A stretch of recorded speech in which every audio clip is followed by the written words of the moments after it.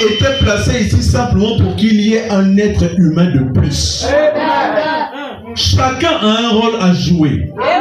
Chacun a une mission à jouer. Mais la grande question que l'on se posera, qui connaît sa mission sur la terre? Quel est le but de votre existence sur la terre? Amen. Vous avez été placé ici parce que Dieu vous a créé dans un certain but. Vous n'avez pas été placé ici simplement pour consommer les aliments que Dieu a fait pousser. C'est le cas de certaines personnes. Ils pensent qu'en venant à l'église, ils pensent qu'en mangeant tous les jours, c'est ça le but de sa vie. Vous êtes appelé à faire quelque chose. Et vous devez savoir ce que vous devez faire. Et cela constituera un point culminant pour votre maturité spirituelle. Si vous savez exactement ce à quoi vous êtes appelé, vous ne serez plus errant. Vous aurez un objectif dans la vie. Vous aurez un but dans la vie. Amen. Les histoires des autres ne vous concerneront pas. Parce que vous devrez maintenant vous considérer vos propres affaires. Vous allez travailler sur vous-même. Parce que vous avez un objectif à accomplir. Alléluia. Est-ce que quelqu'un me suit? Vous n'avez pas été placé ici simplement pour vivre dans la maison que l'homme a construite. Non. Ou pour porter des vêtements que quelqu'un a confectionnés. Les gens limitent parfois leur vie aux vêtements. C'est éphémère. Dieu vous a appelé à plus que ça. Amen. Donc au sortir de cette réunion, chacun doit aller chercher la face de Dieu pour savoir à quoi Dieu l'a appelé. Amen. Alléluia. Est-ce que quelqu'un peut me donner la main? Oui, bien aimé frère. Vous avez été appelé à un but précis. Certains aiment suivre ce que d'autres font. Voilà. Non. C'est pas parce qu'un tel fait ceci que forcément toi tu as été appelé à le faire. Amen. Amen. Tu as été appelé à faire des grandes choses. Parfois plus. Voilà. Mais il faut que tu sois conscient de ça. Amen. Vous avez été placé ici dans un but précis. Peu importe combien petit vous êtes. Amen. Est-ce que quelqu'un a compris cela? Peu importe combien petit vous êtes. Il y a certains qui souffrent d'un complexe d'infériorité. Ne vous sentez pas inférieur aux autres. Vous avez une place de choix dans la pensée de Dieu. Alléluia. Vous avez une place de choix dans la pensée de Dieu. Dans l'économie de Dieu, vous avez un travail à faire. Et donc, ne vous considérez pas plus petit que les autres. Amen. Quand vous avez ce complexe en vous, il vous sera difficile de vous exprimer. Il vous sera difficile de vivre votre vie. Vous aurez toujours tendance à vous comparer aux autres. Parce que vous vous sentez toujours inférieur. Et vous pensez que ce que l'autre fait, c'est ça qui doit être fait. C'est faux. Amen. Le complexe d'infériorité, c'est un esprit. Ne vous sentez pas inférieur. Mais au contraire, cherchez à quoi Dieu vous a appelé. Amen. Combien petit vous êtes, vous avez un rôle à jouer. Combien petit vous êtes, vous avez un rôle à jouer. Grand vous êtes, combien important vous êtes, ou combien insignifiant vous êtes. Vous avez été placé ici pour accomplir un but. Est-ce que quelqu'un peut dire amen? Vous avez un but dans la vie. Ne soyez pas un chrétien qui ne sait pas où il va. Un chrétien doit savoir ce qu'il doit faire. Un chrétien doit être ordonné. Un chrétien doit être discipliné. Amen. Un chrétien, ce n'est pas un suiveur. Mais un chrétien, c'est celui-là qui est conduit par le Saint-Esprit. Alléluia. Cette époque où on est là pour copier ce que font les autres est terminée. Amen. Je ne sais pas pourquoi je vais doucement. Mais c'est Dieu qui veut que les choses se passent ainsi. Amen. Tout comme mon doigt est là dans un but. L'ongle qui se trouve sur mon doigt sert à un but. Amen. Vous avez combien de doigts? 5 doigts. On a un gros et on a un plus petit. Mais ce gros doigt ne peut pas entrer dans l'orifice de l'oreille.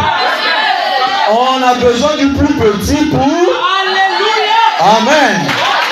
Chaque élément que Dieu a placé sur vous a un rôle à jouer. Tel que Dieu vous a fait, vous êtes beau comme ça. Tel que Dieu vous a fait, vous êtes merveilleux comme ça. Et David a dit dans les psaumes, je te loue, Père, parce que je suis une créature merveilleuse. Et vous êtes les créatures merveilleuses. Alléluia. Vous êtes les créatures merveilleuses. Vous êtes beaux comme ça. Ne copiez pas le monde, frère. Dieu veut que vous soyez ainsi. Que vous soyez courte, que vous soyez grande de taille. Quelqu'un vous aimera comme ça. Alléluia. Nous n'avons pas les mêmes goûts. Si tu penses que tout le monde aime des gens courts, ce n'est pas le cas pour tout le monde. Amen. Tu trouveras ton chacun. Et tu trouveras ta chacune. Alléluia. Ne soyez plus complexés. Soyez vrai. Soyez original. Restez tel que vous êtes. Et Dieu vous bénira pour ça. Gloire à Dieu. Que tu n'es pas David, dis gloire à Dieu. C'est Dieu qui veut que cela soit ainsi. Il le fait pour un but. Que tu n'aies pas encore de travail, c'est juste momentané. Dis gloire à Dieu. Mais j'aurai ce travail. Dieu fait toutes les choses pour un but. Alléluia. Il n'envoie pas les épreuves dans vos vies juste pour vous faire souffrir. Mais il le fait pour un but. Il le fait pour sortir le meilleur de vous. S'il n'y a pas d'épreuve, vous ne pourrez pas être là dans la prière. Il faut qu'il y ait des épreuves afin de vous réveiller. Tout a été fait pour un but. Dieu a tout programmé. Et rien ne le surprend. N'est-ce pas merveilleux de servir un tel Dieu qui connaît toutes choses, qui connaît la fin avant le commencement. Oh, gloire à Jésus. Ne vous inquiétez plus. Parce que votre Dieu connaît toutes choses. Et rien n'est caché devant lui. Lorsque vous êtes dans votre maison en train de pleurer, Dieu voit cela. Il sait que c'est pour un but. Il sait pourquoi il vous met dans cette condition. Oh, gloire à Dieu. Je me sens bien maintenant. Est-ce que quelqu'un peut dire gloire à Dieu? Est-ce que quelqu'un peut dire alléluia? Bien-aimés frères, notre corps n'a pas été créé, placé ici, pour voir à quoi il ressemblerait. Mais il a été placé ici pour accomplir son but. C'était le plan divin de Dieu de le faire ainsi. Écoutez ceci. Si donc nous avons été placés ici dans un but, alors rien ne peut nous détruire tant que Dieu n'a pas accompli son dessein. Rien ne peut nous nuire.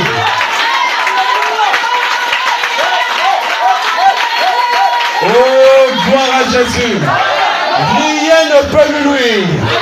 Tant que ce but-là n'est pas accompli, vous ne pouvez pas être retiré de la terre. Tant que ce but n'est pas encore fait, rien ne se passera dans votre vie. J'ai dit un jour que même si vous sortez là, on vous écrasez par un véhicule, vous êtes aplati, les yeux sortaient de ses orbites.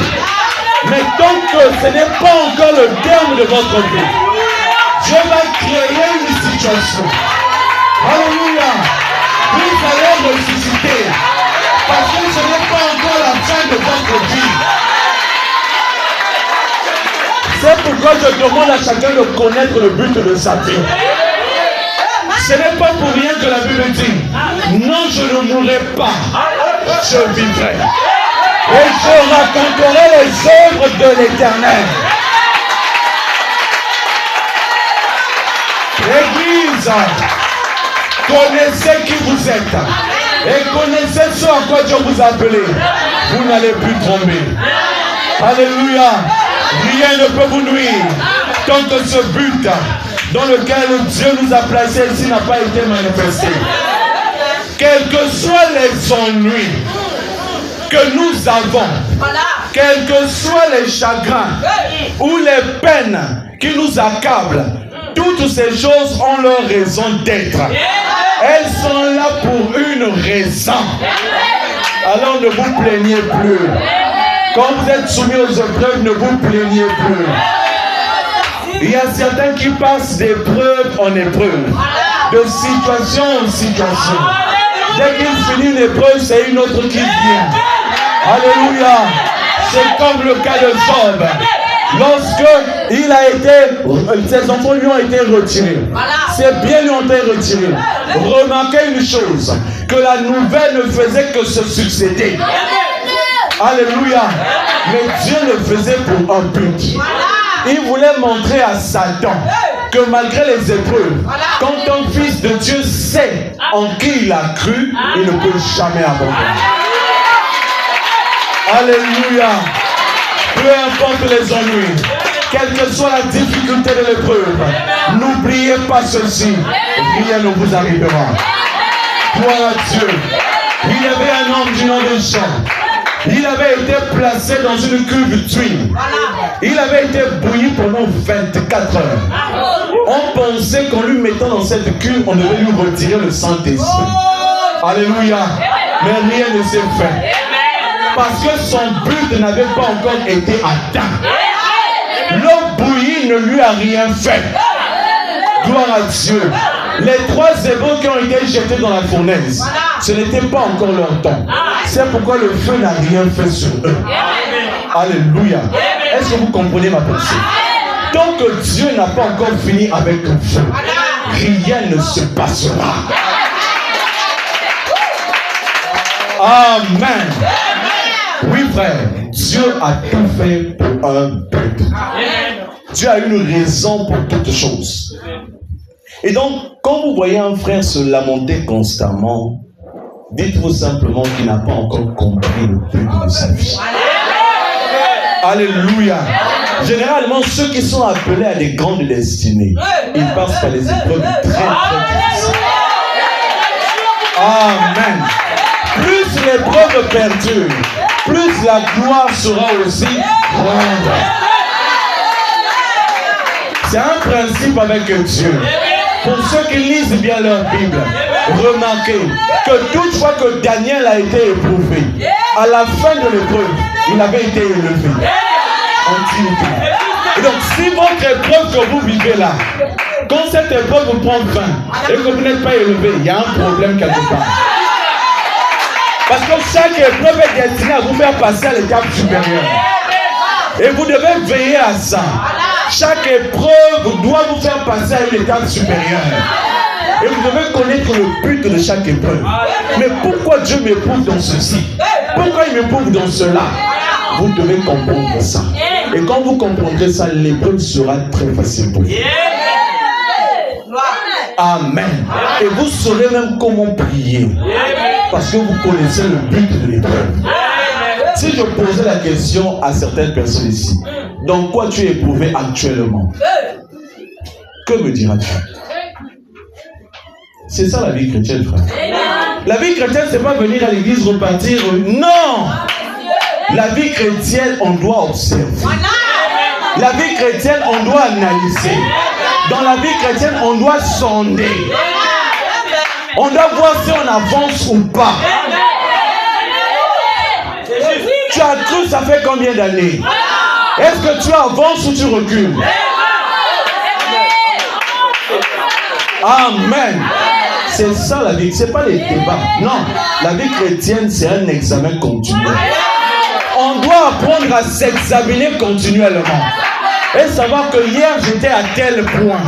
Et aujourd'hui, je suis à tel point. Je suis en train d'avancer. Malgré les difficultés, mais j'avance.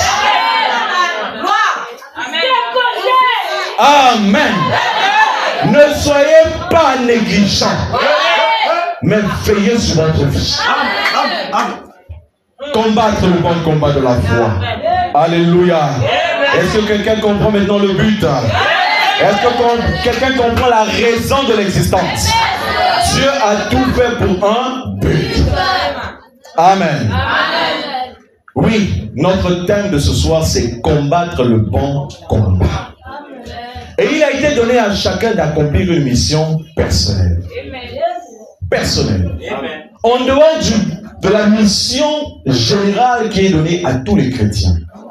Mais il y a une mission personnelle que Dieu attribue à chacun. Ce qui fait que nous n'avons pas les mêmes tâches. Ce qui fait que nous ne faisons pas les mêmes choses. Amen. Dans une entreprise, tout le monde ne fait pas la même chose. Chacun est spécialiste dans ce qu'il fait. Et avec Dieu, c'est la même chose. Dieu a été appelé à quoi? Samson a été suscité pour une seule chose.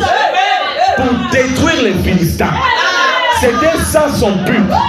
C'était ça la raison de son existence. Il devait liquider tous les Philistins. Au point où Dieu a permis qu'il aille prendre une femme païenne. Mais il y avait un but derrière. Il y avait une raison derrière. La raison, c'était de détruire les Philistins. Amen. Oui, frère. C'était de détruire les Philistins. Noé avait un but. C'était de construire une arche et d'éviter ceux de sa génération le jugement divin. Amen. Moïse aussi avait un objectif dans sa vie. Il avait été suscité comme étant un libérateur. Il devait libérer son peuple de l'esclavage. Amen. Et Gédéon avait été aussi suscité pour libérer sa famille des Madianites. Parce que sa famille vivait dans la précarité. Tout ce qu'il cultivait, tout ce qu'ils gardaient comme provision, les Madianites venaient et arrachaient tout ce qu'ils avaient travaillé. Donc les fonds qu'ils avaient fournis, on venait tout arracher. Mais Gédéon a été suscité pour ça. Pour se lever et sortir sa famille des traditions. Se lever et sortir sa famille des liens. Il y avait même un autel de Baal dans la maison de son père. Et il a été suscité pour détruire cet autel. Et vous avez été aussi suscité pour détruire les autels de vos familles. Amen. Vous avez été suscité à un grand dessein. Alors ne négligez pas ce à quoi Dieu vous a appelé. Le prophète William Branham a été également suscité pour un seul but. C'est de restaurer la foi apostolique. De révéler tous les mystères cachés pendant les âges. En ce temps de la fin, devait être révélé pleinement. Alléluia. Il devait apporter toute la parole. C'était ça sa mission. Et il a accompli parfaitement sa mission. Gloire à Dieu. Il l'a fait. Et chacun doit aussi accomplir sa mission. Et toi, tu as été suscité à quoi?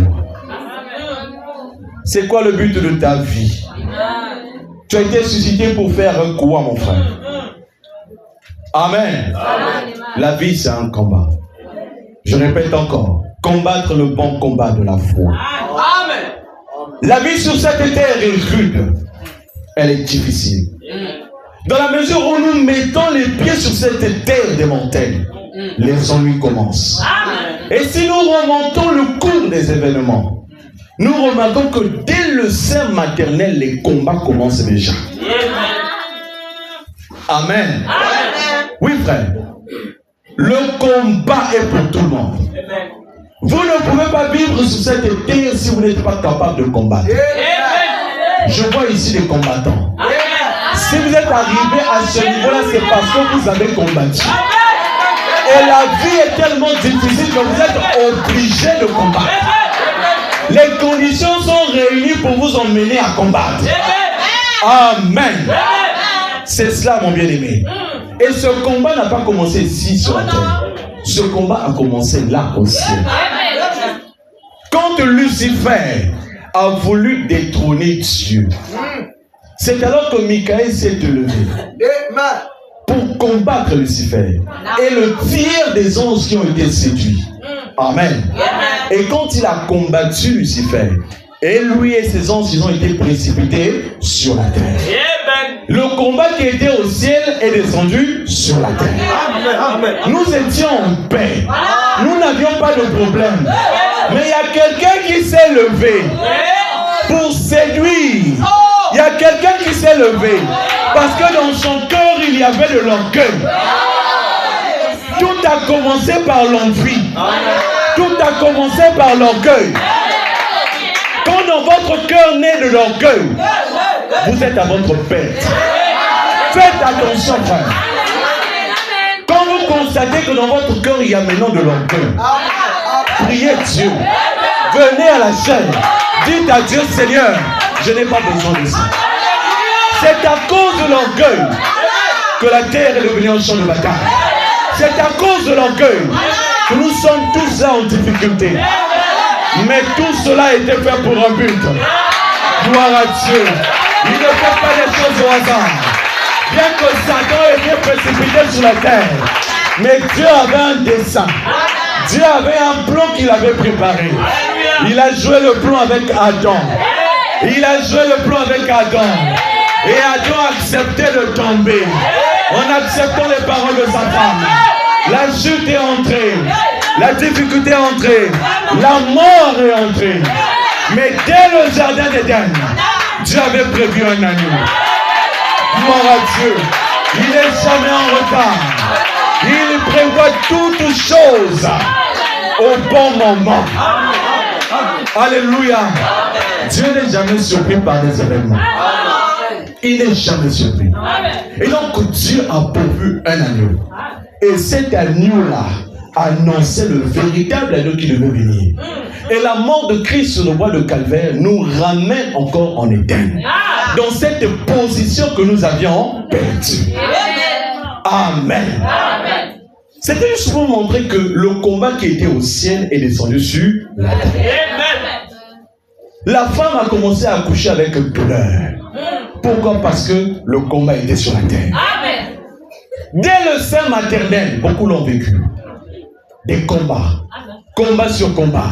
Avant même que l'enfant ne vienne, il subit déjà des pressions. Parce que la vie sur cette terre, c'est une galère. Amen. Et du vivant sur cette terre aussi, vous devez combattre. Si vous dites que vous n'allez plus combattre, alors votre place n'est plus sur la terre. Dieu a besoin des combattants. Dieu a besoin des gens qui tiendront le flambeau. Amen. La vie sur cette terre n'est pas facile. On doit batailler pour manger. On doit batailler pour trouver du travail. On doit batailler pour garder l'équilibre spirituel. On doit batailler pour venir à l'église. On doit batailler pour toutes choses. Alléluia. C'est pourquoi Dieu dit que nous devons combattre le bon combat. Mais Satan, lui, il ne combat pas le bon combat. Amen. Il ne combat pas selon les règles. C'est pourquoi il saisit chaque occasion pour vous tuer. Il saisit chaque occasion pour vous faire tomber. Alléluia. La vie sur cette terre, c'est un combat. Certains en venant ici ont dû réfléchir pendant longtemps. Comment je vais faire pour venir à l'église? Et d'autres même se posent la question, qu'est-ce qu'ils vont manger après l'église? Parce que c'est un combat. Alléluia.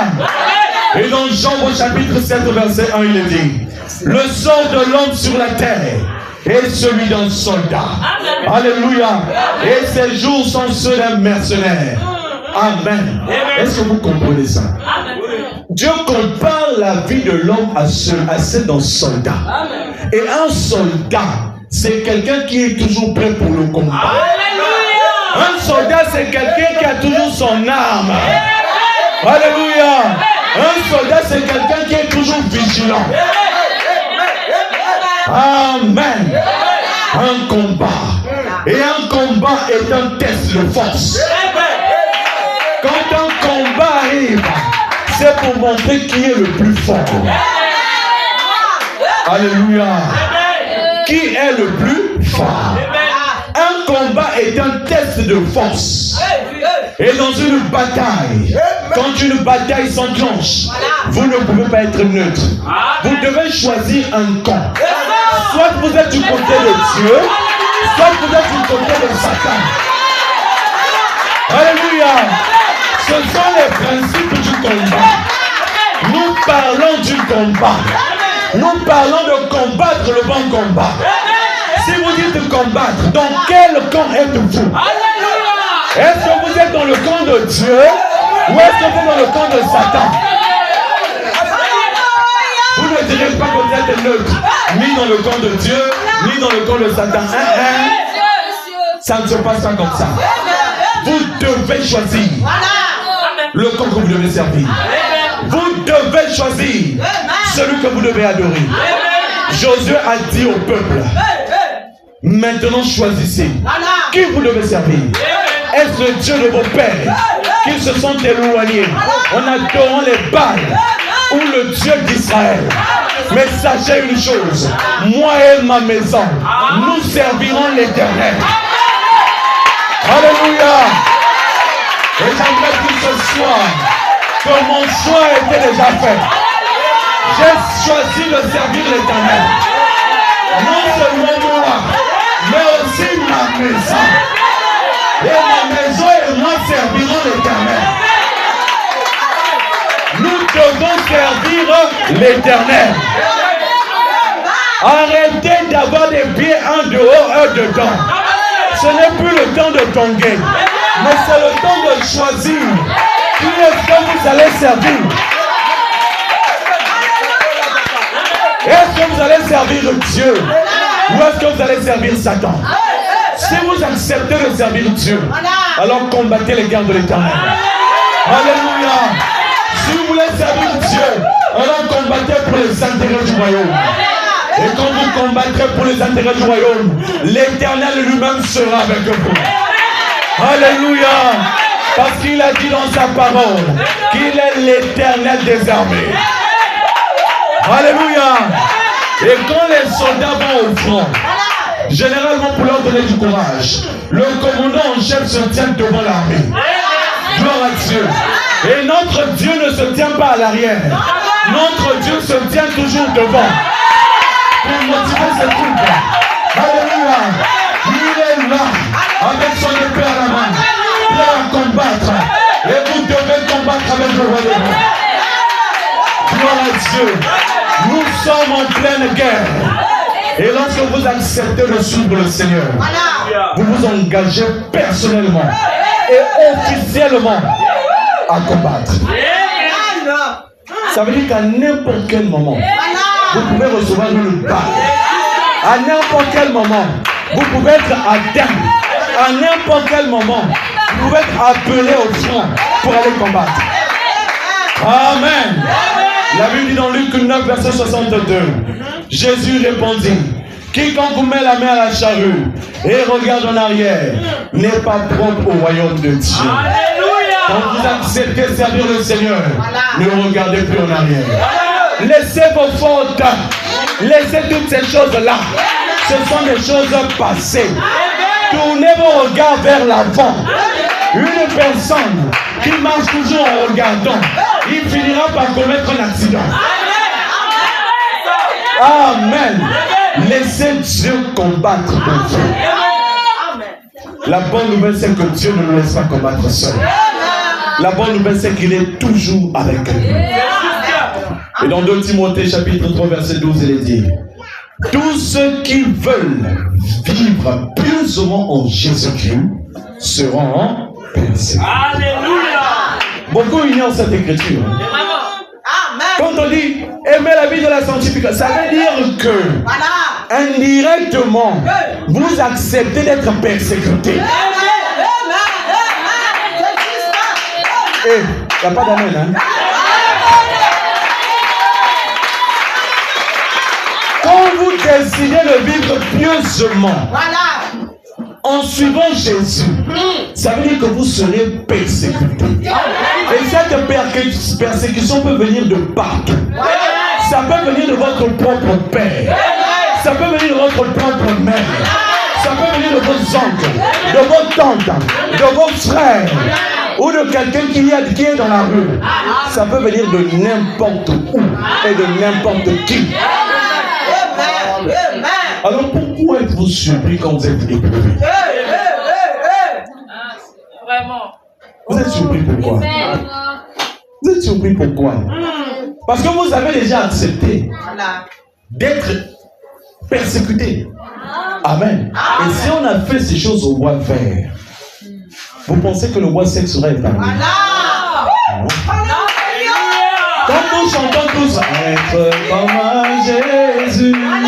Alléluia, être comme Jésus. Je veux être comme Jésus dans toute ma vie. Être comme Jésus. Ça veut dire que vous devez accepter les humiliations. Vous devez accepter les critiques. Vous devez accepter la persécution. Vous devez accepter quelquefois qu'on vous diminue, qu'on vous crache dessus. Parce que c'est ça la vie chrétienne. Et la vie chrétienne est un combat. Et Dieu nous demande de combattre le bon combat. Alléluia. Dans la prédication, abandonnons tout. Prêchez le 23 janvier 62, paragraphe 39. Si vous n'êtes pas persécuté pour la cause de Christ, alors il y a quelque chose qui ne va pas. Il y a quelque chose qui ne va pas. Ah Seigneur, mais c'est pour venir peu, hein. Mais elle fatigue à nous. Il y a quelque chose qui ne va pas. Ah Seigneur, je ne comprends pas. La vie en question depuis que j'ai cru, tout ne marche plus. Ah, j'étais bien quand j'étais dans le... C'était la même réaction des Israélites. Quand ils sont sortis d'Égypte pour Canaan, en cours de route, ils commençaient à regretter les concombres qu'ils mangeaient, de la viande qu'ils mangeaient en Égypte. Parce qu'il y avait des épreuves. Il n'y avait pas d'eau, il n'y avait pas à manger. Ils ont commencé à regretter. Ah, ma vie passée. Faites attention lorsque vous arrivez là. Amen. Alléluia. Amen. C'est une prise de conscience. Amen. Un soldat, quand il s'engage dans l'armée, il sait dans quoi il s'embarque. Il sait qu'il peut mourir le lendemain. Mais lui, il a dans son cœur l'amour de la patrie. Et le chrétien doit avoir dans son cœur l'amour du royaume de Dieu. Même s'il est persécuté comme comment, mais il sait qu'il le fait pour le Père. Et Dieu se souviendra de lui. Alléluia. Parfois, ça ne sert à rien de s'attacher au bien de ce monde. Alléluia. Il y a quelque chose de plus précieux qui nous attend de notre côté. Le problème, c'est parce que Dieu ne vous a pas encore fait la grâce de monter de l'autre côté. Quand vous y serez un jour, vous ne voudrez plus revenir. Je vous dis la vérité. Parce qu'ici, il y a des galères. Amen. Est-ce que quelqu'un comprend? Est-ce que ça fait du bien à quelqu'un? Si le diable n'est pas en vos trousses, c'est qu'il vous a déjà attrapé. Ça veut dire que si vous n'avez pas d'épreuve, ça veut dire que vous êtes déjà entre les mains de Satan. Mais quand vous vous battez, jour et nuit, Satan ne fait que venir, jour après jour. Ça veut dire que vous êtes sur le bon chemin. Ça veut dire que vous êtes sur le bon chemin. Ça veut dire que Dieu est avec vous. Satan ne vous a pas encore eu. Si vous avez eu, est-ce qu'il prendrait la peine de vous attaquer encore?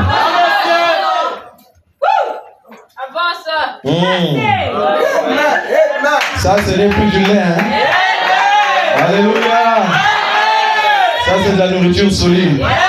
Quand on parle des épreuves là, chacun commence à penser à ses problèmes.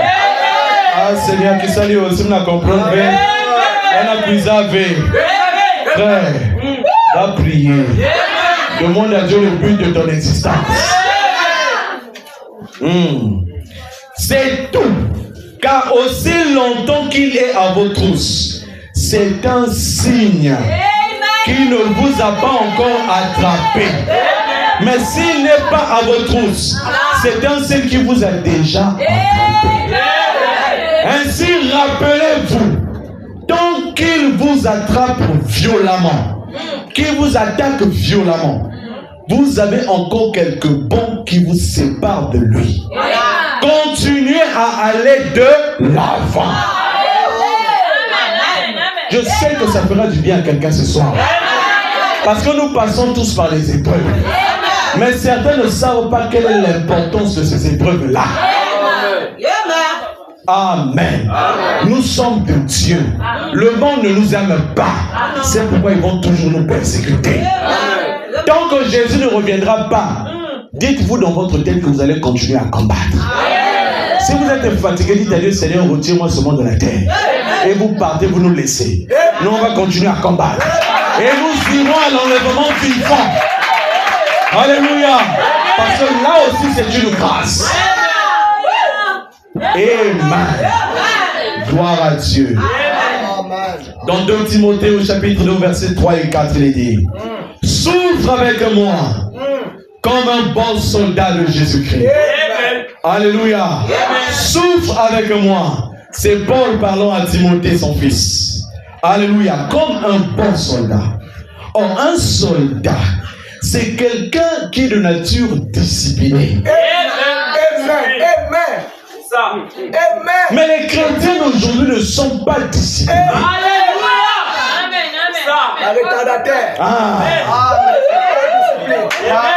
Alléluia. Que quelqu'un me donne un amen. Les chrétiens d'aujourd'hui ne savent plus ce que c'est que la discipline. Même le monde a oublié ce que c'est que la discipline. Lorsque vous ôtez la discipline dans vos vies, c'est le désordre qui entre. Et le désordre, quand il est là, le péché aussi est là. Regardez dans nos écoles, comment nos écoles sont devenues. Il n'y a plus de discipline. Regardez ce que nos écoles ont produit. Des bébés noirs. À non point finir. Plus de discipline. Les parents ont failli. Ils ne savent plus comment éduquer les enfants. Ils ne savent plus comment rassembler les enfants dans la prière. Ils ne savent plus comment les recommander, les réclamer à Dieu. C'est de votre responsabilité. Et Dieu vous demandera les comptes pour ça. Aujourd'hui, vous n'avez pas encore d'enfant. Mais demain, vous en aurez. Et vous comprenez c'est quoi la douleur d'élever un enfant. Et quand vous voyez un enfant être discipliné et servir le Seigneur, priez pour son père. Parce qu'il a fait un grand travail. Amen.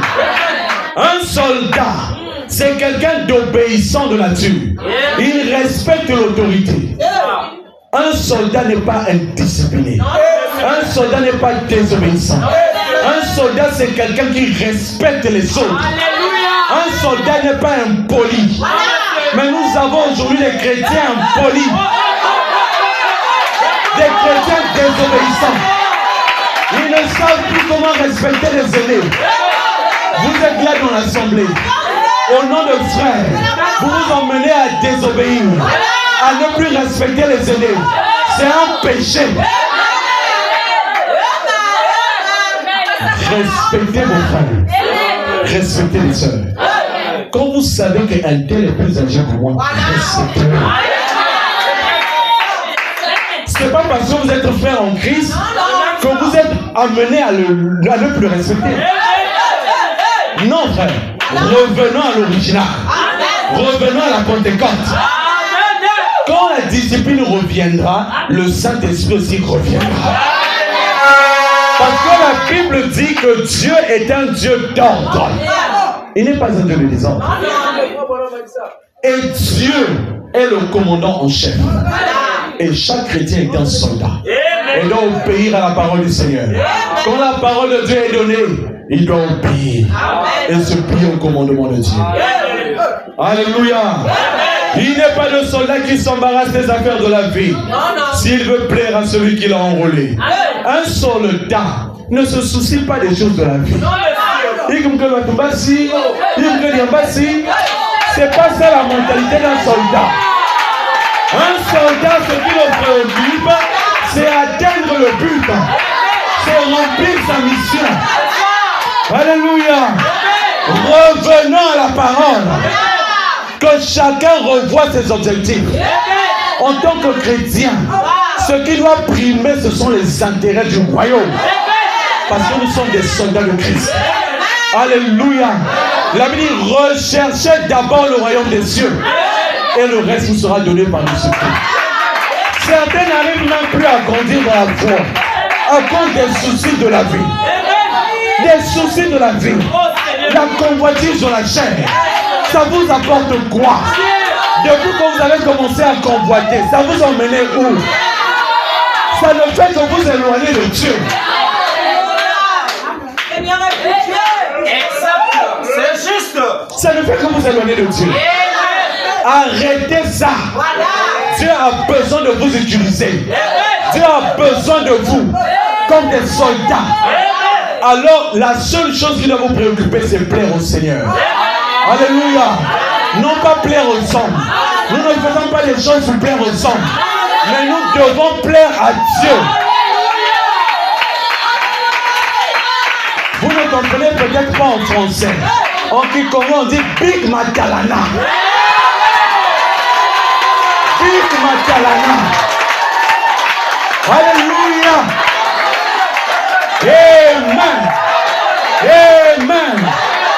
Les chrétiens deviennent toujours complexés. Ils sont maintenant trop complexés. Surtout avec l'apparition des réseaux sociaux. Ils deviennent tout complexés. Arrêtez ça. Amen. Ne soyez pas complexés. Ne perdez pas de vue votre mission. L'Église a perdu sa mission. L'Église a perdu sa mission. Mais gloire soit rendue à Dieu. Il a toujours des témoins quelque part. Alléluia. Pour relever le flambeau de l'évangile. Amen. Amen. Les soucis de la vie. Le pasteur se tue à vous apporter la parole. Il se consacre. Il jeûne pour vous. Pour voir vos vies être changées. Et vous venez encore avec vos soucis dans le cœur. Mais vous détruisez la prédication. Vous détruisez les sermons. Que Dieu te bénisse. Vous détruisez tout. Et vous êtes les premiers à dire que le pasteur n'est pas puissant. C'est vous qui êtes impuissant. Le pasteur est puissant. Le pasteur est puissant. Je suis puissant.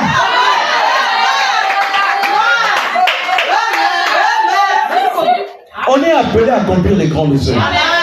Mais c'est le chrétien moderne, influencé par je ne sais quoi, qui ne sait plus quelle est sa mission. Les soucis de la vie. Ah, vous faut que vous soyez iPhone 14. Tu es un païen. Tu as oublié le but de ton existence. La vie ne se résume pas à un téléphone. Pour commencer, est-ce que tu as d'abord reçu le Saint-Esprit? Reçois d'abord le Saint-Esprit et là tu peux demander iPhone 14. Mais nous, tu ne sais même plus comment te tenir dans la prière.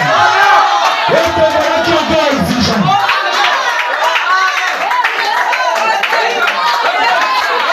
C'est une honte. C'est une honte. Revenons à la parole.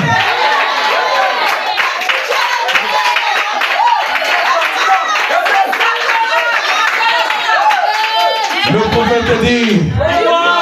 Le prophète dit. Ah, donnez-moi les amens. Alléluia.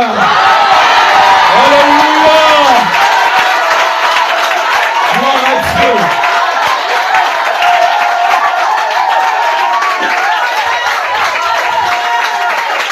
Dans la brochure, le témoignage, prêché le 3 décembre 53. Branham dit. Alléluia.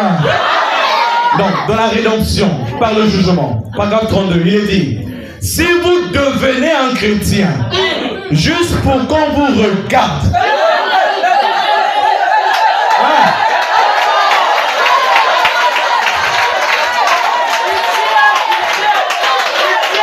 vous savez, il y a tout dans ce message pour vous condamner. Il y a tout dans ce message pour vous élever. Il y a tout dans ce message pour vous affermir. Si vous devenez un chrétien, juste pour qu'on vous regarde, eh bien, je crains que vous soyez au mauvais endroit. On ne devient pas chrétien pour qu'on nous regarde. Mais on devient chrétien, c'est parce qu'on a accepté le Seigneur Jésus. Et qu'on veut le servir de tout notre cœur. Amen. La vie, c'est un combat. Certains rajoutent des combats dans leur vie pour rien. Vraiment. Vous pouvez abandonner certains combats facilement. Mais vous ne faites qu'ajouter les combats dans votre vie. Je vous dis une chose. En devenant chrétien, vous éliminez près de 90% de vos problèmes de cette terre. Amen. Vous éliminez près de 90%. À ce moment-là, c'est Dieu qui vous conduit. Il sait ce qui est bon pour vous. Il sait ce qui est bon pour vous. Et il sait à quel moment vous le donnez. Amen. Il le sait. Toi, tu deviens chrétien à peine et te voilà qui devient exigeant. Tu n'as même pas encore une stature solide. Même pour un mal de temps, tu n'arrives même pas à prier. Et te voilà qui est en train de blâmer Dieu. Pourquoi tu ne me donnes pas ceci? Pourquoi tu ne me donnes pas cela? Il y a un problème avec toi.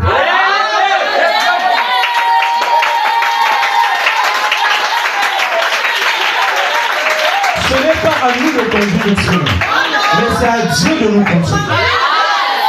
Parce que nous sommes typifiés à des brebis. Et une brebis doit être conduite par un berger. Amen.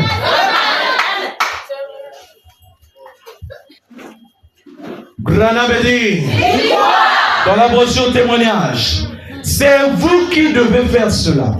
Et vous devez combattre pour chaque pouce de terrain que vous avez. Chaque homme ici, né de nouveau de l'Esprit de Dieu, c'est que vous avez dû combattre pour chaque pouce de terrain et affronter Satan.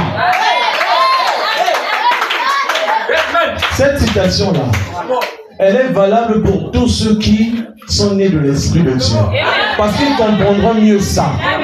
Mais ceux qui ne sont pas encore nés de l'Esprit de Dieu auront du mal à le comprendre.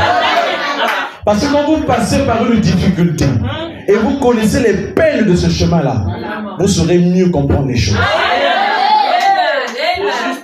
Et nous sommes appelés à combattre pour tout. Pour tout, nous sommes appelés à combattre. Chaque chose que nous voulons, nous devons combattre. Mais vous pensez que c'est par hasard que Dieu veut que nous combattions? Mais il veut que nous soyons des guerriers. Oh, vous ne pouvez pas être appelé un guerrier si vous n'avez pas de cicatrice. C'est pas possible. Vous êtes quel genre de guerrier? Quand on regarde vos genoux là sont lisses là. Il n'y a plus d'amen. Vos genoux sont lisses.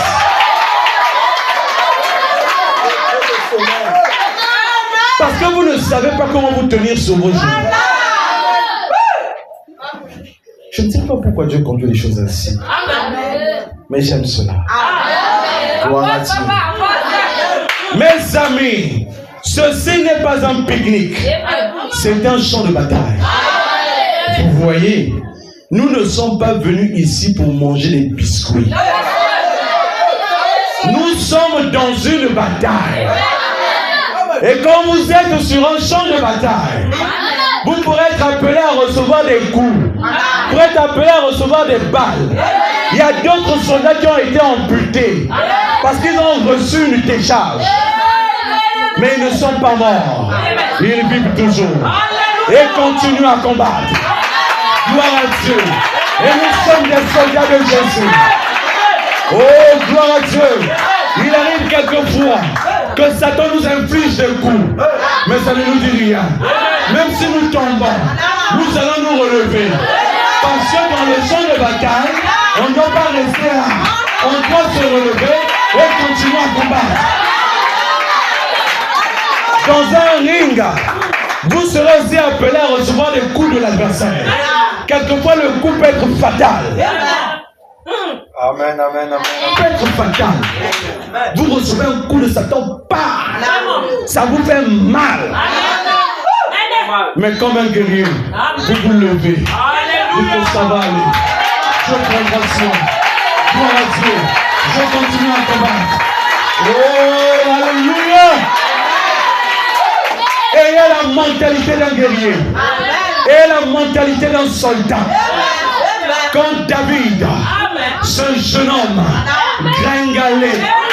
Alléluia. Quand le prophète est écrit cette scène avec Goliath. Mais Dieu n'a pas fait passer Goliath devant David avant qu'il ait des expériences. Mais il a été d'abord éprouvé. Et vous devez être éprouvé. Parce que ces épreuves vous aideront dans des batailles futures. Et quand David s'est présenté devant l'armée, il était déjà équipé. Et Dieu ne peut pas vous envoyer si vous n'êtes pas équipé. Sinon vous allez tomber sur le champ de bataille. Vous n'êtes pas prêt pour le combat. Alors acceptez d'être éprouvé. David a accepté d'être éprouvé. Là dans le désert, son frère ne savait pas. Son père ne savait pas. Au point il était méprisé. Alléluia. On pouvait le négliger parce que c'était un show. Mais à l'intérieur, c'était un grand. C'était un guerrier. Le haut est un guerrier, mon frère. Tu es un guerrier. Tu es un David.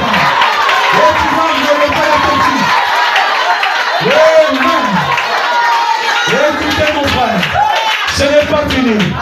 Quand David est arrivé devant Goliath, alors que tout un peuple avait peur d'affronter Goliath, parce qu'il était géant, parce qu'il était costaud, il était bien équipé. Et les soldats de Saül ne pouvaient rien faire. Le roi lui-même, le commandant en chef, ne pouvait rien faire, parce qu'il était retrograde.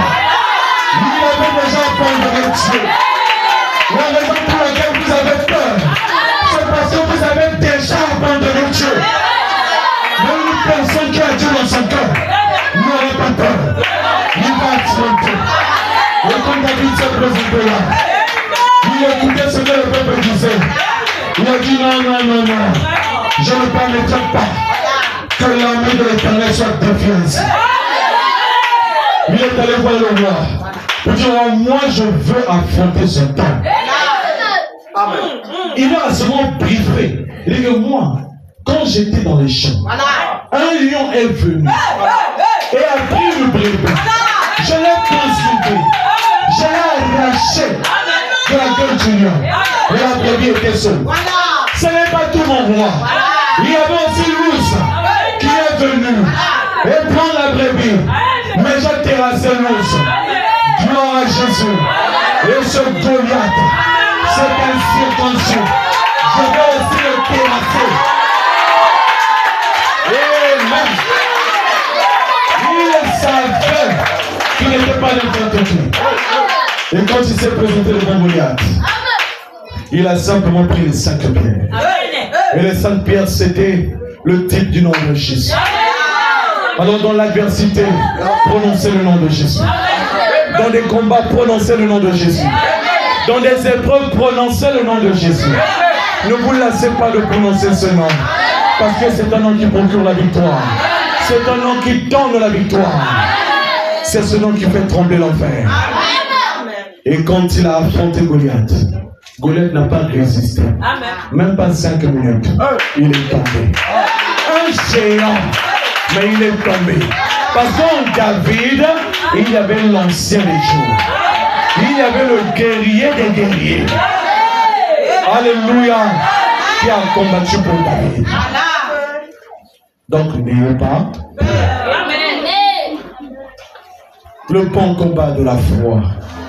Oh oui frère, nous ne sommes pas venus pour manger des biscuits. Nous sommes sur un champ de bataille.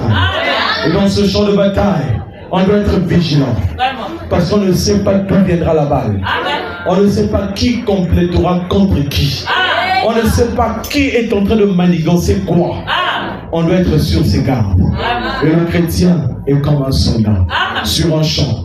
Il est toujours vigilant. Alléluia. Il peut arriver qu'il somnole un peu. Mais quand il somnole, il bouge un peu. Il prend la salive d'une main. Alléluia.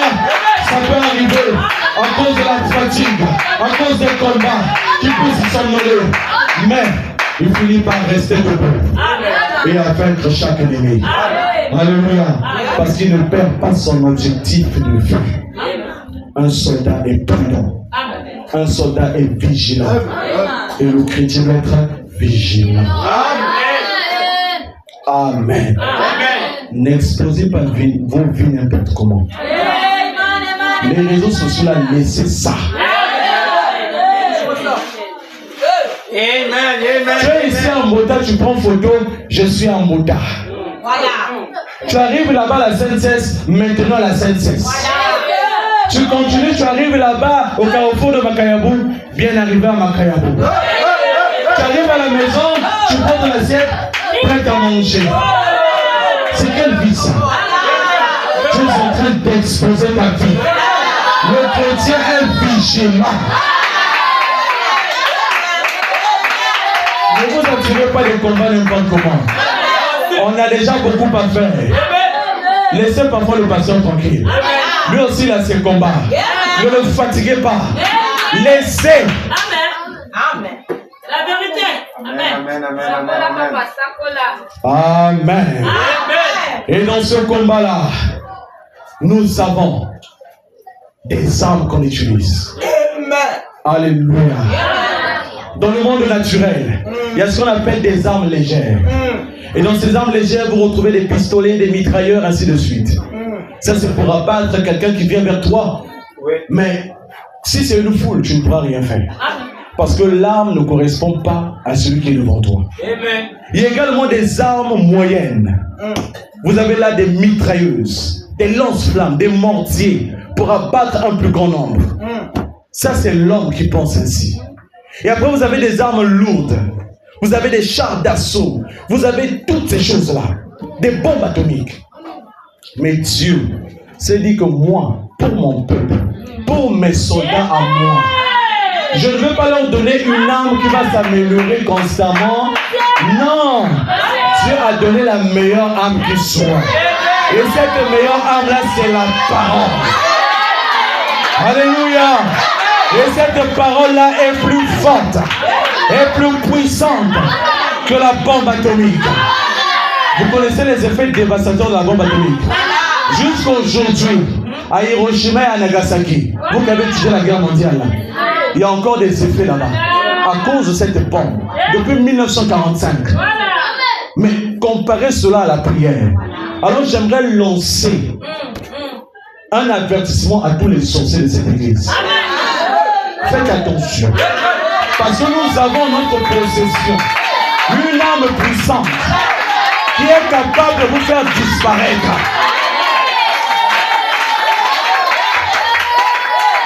Maintenant, le problème, c'est celui qui utilise cette parole.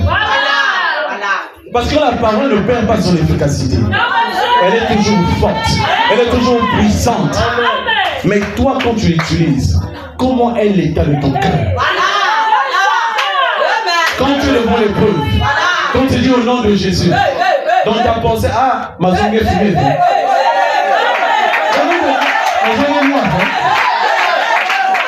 Du coup, la parole perd son efficacité. Parce que tu veux la mélanger avec quelque chose d'autre.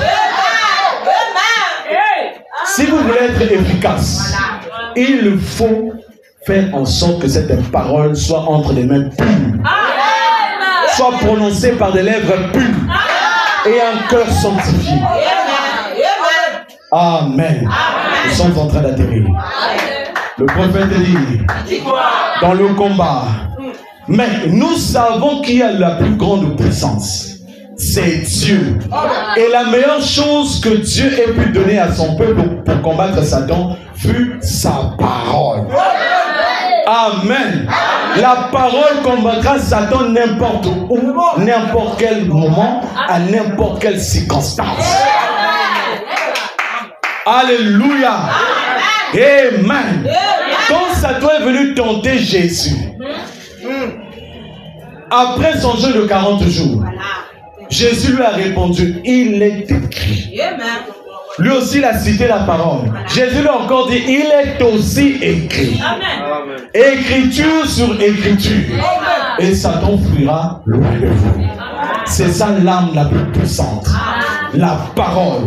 Quand nous avons la parole de Dieu, alors nous sommes puissants. C'est pourquoi le but du messager, c'est de restaurer toute la parole. Parce que la parole a été embrouillée durant les âges. Et le peuple doit recevoir la parole puissante. Amen. Et dans cette bataille, nous devons connaître aussi notre ennemi. Vous devez savoir avec qui vous combattez. Si vous ne savez pas qui est-ce que vous êtes en train de combattre, vous allez souffrir. Parce que vous ne saurez pas comment orienter votre âme. Vous ne savez pas comment orienter votre prière pour atteindre la cible. Amen. Oui, frère. Les gens ne croient pas aux démons. Oui, il y a certaines personnes qui sont comme ça de nos jours. Mais ce qui compte, à mon avis, dit le prophète, c'est bien de connaître votre ennemi. Connaître votre ennemi et vous entraîner pour le combat que vous aurez quand vous le rencontrerez. Il continue. Quand vous allez le rencontrer. Ça veut dire que c'est inévitable. Vous allez le rencontrer. Et vous devez le connaître. Savoir ce qu'est sa force. Entraînez-vous pour le combat. Quand nous venons à l'église, nous nous entraînons. Nous écoutons la parole, nous nous entraînons pour le combat. Beaucoup ne se rendent pas compte de l'effet que cette parole fait dans nos vies. C'est parce que Dieu ne vous ouvre pas les yeux pour voir. Mais le jour où Dieu vous ouvrira les yeux pour voir, c'est sûr que ce jour-là, vous allez vous répondre toute la journée. Amen. Et on ne revêt pas une armure pour rester dans un coin. Nous devons connaître notre ennemi. Il y a une histoire qui est racontée dans Jérémie chapitre 40. Il est question de Guédalia. Je suis en train d'atterrir. Et Guédalia, c'était le gouverneur que le roi Nebuchadnezzar avait placé en Juda, après la déportation du peuple. Et quand il était là en Juda, il y a donc eu Jochanan et tous les chefs de troupes qui sont venus vers Guédalia pour dire à Guédalia, nous avons appris qu'il y a Baalis, roi des Ammonites, qui a chargé Ismaël de te tuer. Et ce Ismaël-là, c'était également un habitant de Juda. Il était de la sémence royale. Amen. Mais qu'est-ce que Guédalia a fait? Guédalia a dit à Jochanan, oh, oublie ça. Ismaël, c'est l'un d'entre nous. Il a négligé l'information. Mais quelques jours après, il n'a pas compris comment Ismaël est venu avec 10 autres hommes. Ils sont venus le tuer. Et il est mort. Pourquoi? Parce qu'il a négligé son ennemi.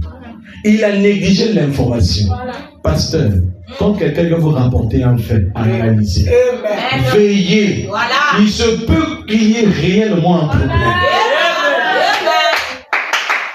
Ne négligez rien. Quelqu'un vient vous dire que là-bas, il faut faire attention. Hein.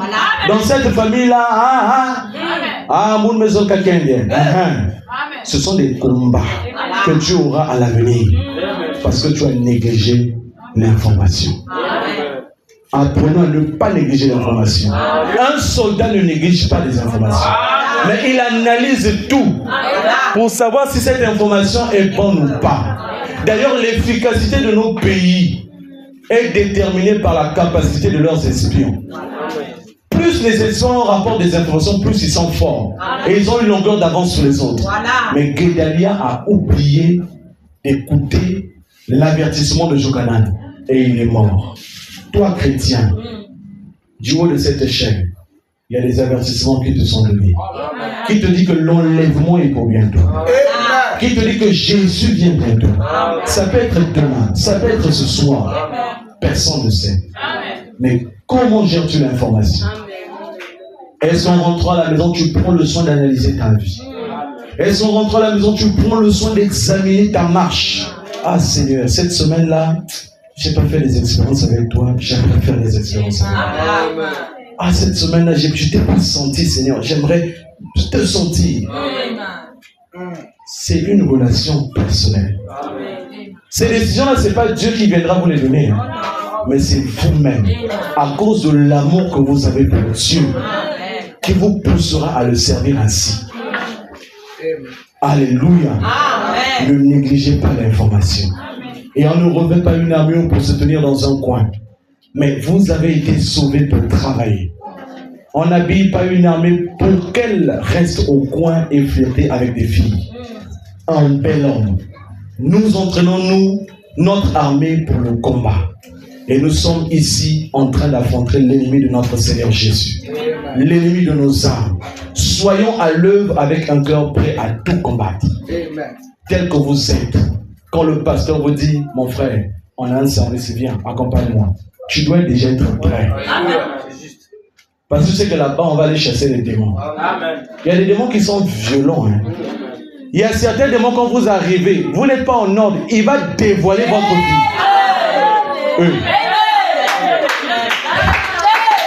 C'est la vérité, frère. Et il va dévoiler votre vie. Amen. Soyons sérieux avec Dieu. Soyons sérieux. Et notre ennemi, ce n'est pas notre frère. Je lis une dernière citation. Se tourner vers le nord, paragraphe 30. Mais nous, aimons-nous les uns les autres.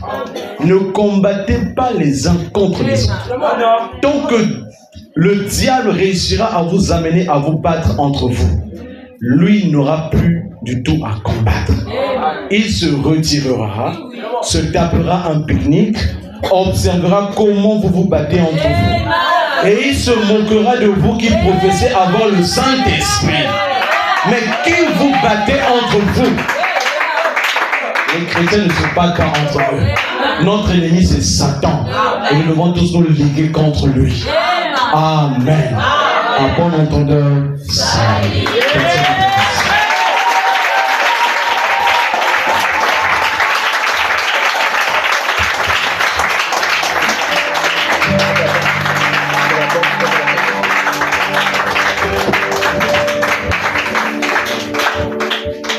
Maintenant, nous sommes à la fin.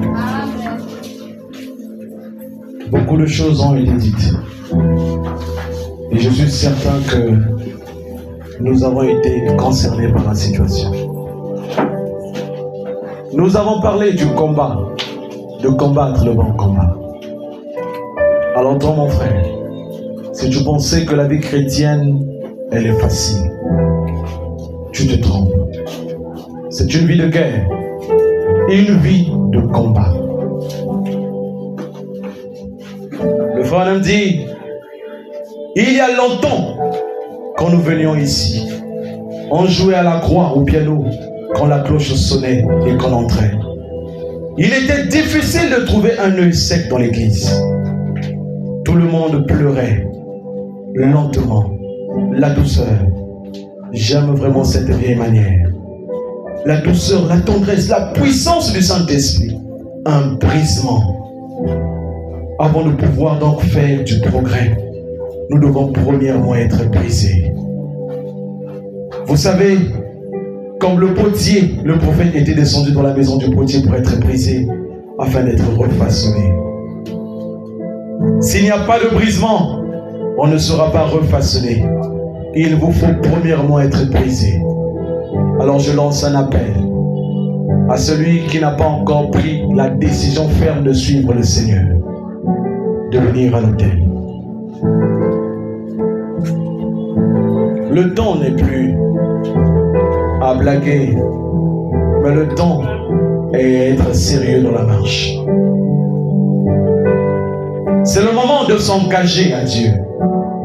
C'est le moment de venir à Christ. C'est le moment de choisir son camp. Toi, mon frère, toi, ma soeur, dans la vie, et encore, sens dessus, sens de ça, Dieu t'appelle. Tu ne peux pas me dire servir le Seigneur si tu n'as pas encore pris un engagement. Et cet engagement doit être public. Une bonne conscience.